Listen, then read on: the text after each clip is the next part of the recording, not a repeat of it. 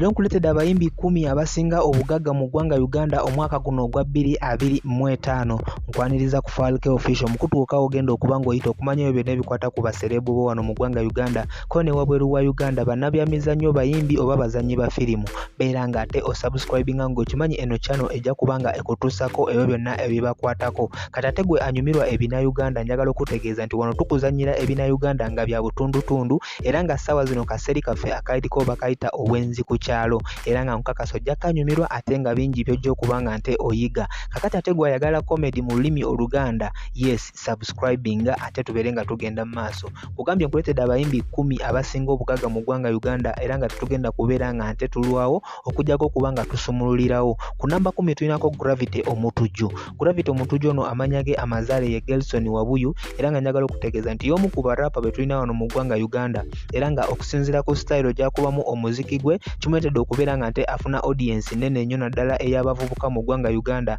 Ekimuyambako n'okubeera nga nte omuziki gwe guba gutundira ddala ku mikutu egy'enjawulo egyo egitunda music era nga oba weetegereza ebintu Gravity byazze nga afuna okuli endorsements ez'enjawulo oba companies zazze nga nte ayambako okuba nga azitundira erinnya lyazo zimuweredde ddala ebintu ebiwererako ddala nga n'akadde waabadde nga tannaba kubeera nga nte agwa mu ssaga ey'okuba nga bamugamba obutaddamu kukola bivvulu olw'okuwera ennyimba ze ezimu. Gravity y'omu ku bayimbi abadde basinga ddala okuba nga bakola ssente mu bivvulu eby'enjawulo n'okuba nga batunda ennyimba era nga njagala okutegeeza nti omwaka guno ogwa 2025 ebyobugagga bya Gravity bikubisibwamu emitwalo 16,030 eza dola oba kyoyinza okugamba $163 nga ebyo by'obugagga by'omukulu oyo ayitibwa Gravity Omutujju. Ku namba 9 tulinako Rehma Namakula. Rehma Namakula ono y'omu ku bayimbi abakyala abasinga obuganzi oba okwagalwa wano mu ggwanga Uganda era nga njagala okutegeeza nti omuziki gwe yagutandikira wali mu Gagamero we yali ayimba nga backup singer emabega w'omuyimbi oyo ayitibwa Bebe Cool oba mu gurupu eyo eya Gagamero era nga kyamuyambako okubeera nga nte avaawo nga alina kyategeddebwa tunasobola okuba nga omwaka we gwatuuka nga omuntu w'okimanyi nti wabaawo emyaka gy'otuukamu ng'olina okubeera nga weetakulira yasobola okuba nga nte avaayo natandika okuba nga ayimba nga ye omu bwannamunigina nekisobola okubeera nga nte kyamukolera n'abeera nga nte y'omu ku bayimbi abasingira ddala okubeera nga baagalwa wano mu ggwanga Uganda era nga okusinziira kabanga kamaze nga akuba omuziki mu ggwanga Uganda ko n'ebyo ebyamaanyi byazze nga nte ateeka ku muziki ogwa Uganda bw'oba ogasegase ebyobugagga bya Rehma Namakula ogenda okwekanga nga ofunye emitwalo 66,600 nga zino ssente za dola oba kyoyinza okugamba nti $666,000 bino bye byobugagga by'omuyimbi ayitibwa Rehma Namakula.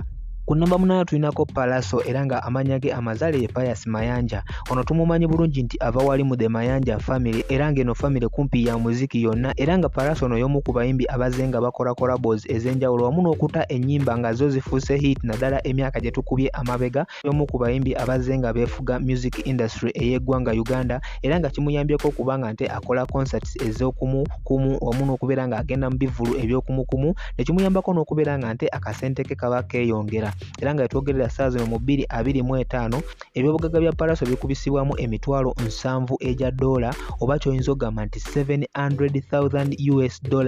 by'ebyobugagga by'omukulu ono ayitibwa Palaso. Tutugenda ku namba 7 kuliko Spice Diana. Ono amanya ge amazaale ye Namukwaya Ajara Diana era nga y'omu ku bayimbi abakyala abeegombebwa olw'eddoboozi ly'akozesa nga ayimba performance gy'abeerako nga ali ku stage ng'ayimbira abawagizi be era nga kino kimuleetedde okubeera nga nte ayongera okubeera nga era n'okwagalwa mu bantu. Ezimu ku nnyimba ezisinza okubeera nga zimukolera kuliko ennyimba nga Antikale, Sirirejjula, Bukete wamu n'ennyimba endala z'osobola okubeera nga omentioninga nga gwe omuwagizi wa Spice Diana oba gwe agoberera music industry eya Uganda era nga njagala okutegeeza nti ebyobugagga bya Spice Diana mwaka guno ogwa 2025 bikubisibwamu emitwalo 9 eza dola oba kyoyinza okugamba $900,000 zino ze ssente ebyobugagga by'oyo omukyala ayitibwa Spice Diana. Ku namba 6 tulinako Shiba Kalungi. Shiba Kalungi ono y'omu ku bayimbi abannayuganda abazze nga bastrugglinga okuva gye yatandikira ffenna abasinga tumanyiyo nga dansa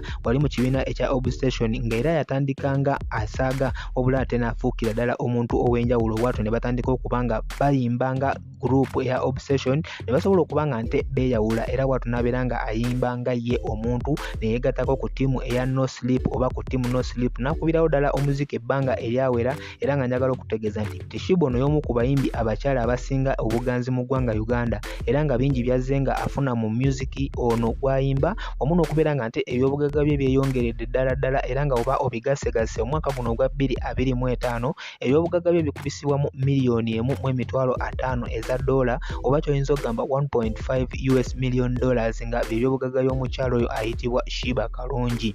Ku namba 5 tulinako Juliana Kanyomozi ono y'omu ku bakyala abatalabika nnyo mu bivvulu wano mu ggwanga Uganda naye nga nte bw'aba avuddeyo n'agamba nti alinayo ekivvulu oba concert tosobola kusanga butebe bukalu ekimu ku biraga nti yakola dda erinnya wamu n'okubeera nga already audience ye oba abawagizi be babeera bamulindiridde wanaabeera nga nte ateera ekintu kyonna. Y'omu ku bayimbi abakuliridde ddala mu industry eno eya Uganda era abamu ku bayinza okuba nga beebuuzibwako era nga bingi byasobodde okuba nga nte afuna nga ayita mu talent eyo eyamuweebwa Katonda oba omuziki gwazze nga akuba abantu era nga bw'oba weetegereza ebyobugagga by'omu mwaka guno ogwa 2025 bikubisibwamu miliyoni 1.9 eza dola oba kyoyinza okugamba 1.9 US million dollars. Omuyimbi addako ye Moses Sali ono abasinga tumumanyi nga Bebe Cool era nga njagala okutegeeza nti ono y'omu ku bayimbi abasinga ddala obugagga wano mu ggwanga Uganda era nga kumpi amaze decades nga 2 oba kyetuyinza okugamba emyaka 20 plus ng'ali mu kuyimba era wamu n'okuproducinga ennyimba.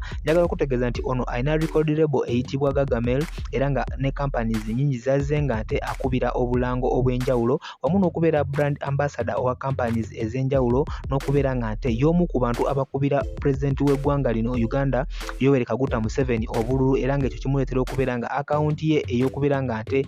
aterekako akasente ekulaakulana buli ssaawa era nga oba ogasegase ebyobugagga by'omukulu ono ayitibwa Bebe Cool omwaka guno ogwa 2025 bikubisibwamu miliyoni 2.6 eza dola oba kyoyinza okugamba 2.6 US million dollars. Bwetweyongera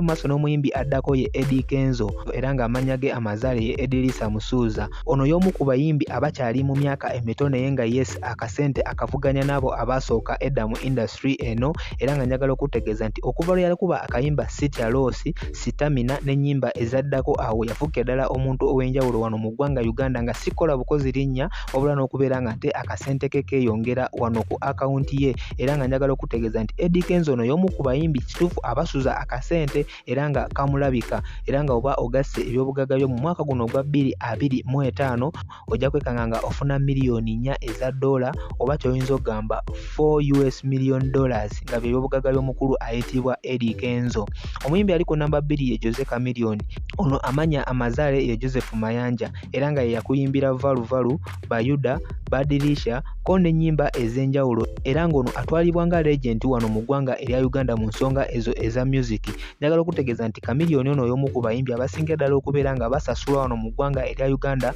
ko ne East Africa okubeera nga nte aperforminga mu bivvulu by'oba omwetaazeemu era nga bw'oba ogasse akasente kazze nga afuna bukyanga atandika okuba endongo ko ne business ez'enjawulo z'alina nga omuntu wa bulijjo. Njagala okutegeeza nti ebyobugagga bya Chameleone mwaka guno ogwa 2025 bikubisibwamu miliyoni 6 eza dola oba kyoyinza okugamba 6 US million dollars. Omuyimbi ali ku nnamba emu si mulala ye Bobi Wine abasinga tumumanyi bulungi era nga amannya ge ye Robert Kyagulanyi Ssentamu ono muyimbi muzannyi wa firimu activist ate era nga politician. Njagala okutegeeza nti ono y'omu ku bayimbi abagagga ate era nga y'omu ku bannabyabufuzi abagagga wano mu ggwanga Uganda. Njagala okutegeeza nti kumpi naye ali mu myaka nga 20 n'okusobamu nga muyimbi obula newankubadde nga ssaawa zino yaweerebwa okubanga ayimba naye ng'ekyo tekimuggyako nti muyimbi era abalibwa mu lisiti y'abayimbi. Ezimu ku nnyimba ze tujjukira obulungi ezamufuula ow'enjawulo kwaliko ennyimba nga Kiwaani, Ekikomando, Engule ko n'ennyimba z'osobola okuba nga nte oyongera ku linnya lya Bobi Wine